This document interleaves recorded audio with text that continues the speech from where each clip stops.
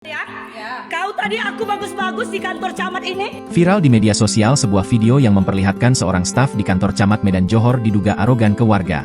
Dalam unggahan Facebook Fitri Arjuna, pemilik akun mengungkapkan kekecewaannya terhadap perilaku salah satu staf di kantor camat Medan Johor tersebut.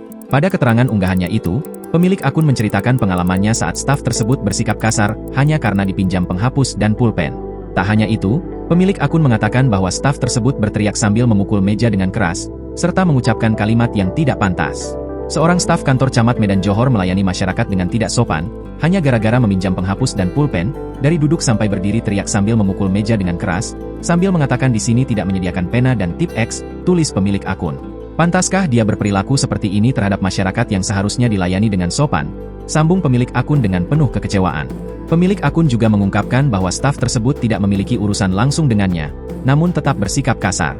Meskipun demikian, staf tersebut tidak meminta maaf, dan justru staf lain yang datang untuk meminta maaf atas perilaku staf tersebut. Di garis bawahin, dia tidak ada berurusan dengan saya, tetapi dengan sok lantang dan mengucapkan seperti di atas tadi, apakah seorang staf pemerintahan kota Medan Johor layak dicontoh?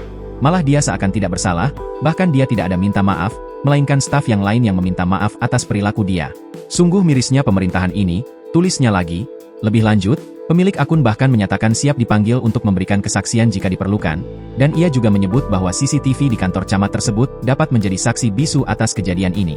Kini, video staf kantor camat Medan Johor diduga arogan itu viral di media sosial dan menjadi sorotan publik. Unggahan itu pun sontak menuai ragam reaksi dari warganet. Namun hingga kini, belum ada klarifikasi dari pihak-pihak terkait mengenai kejadian ini.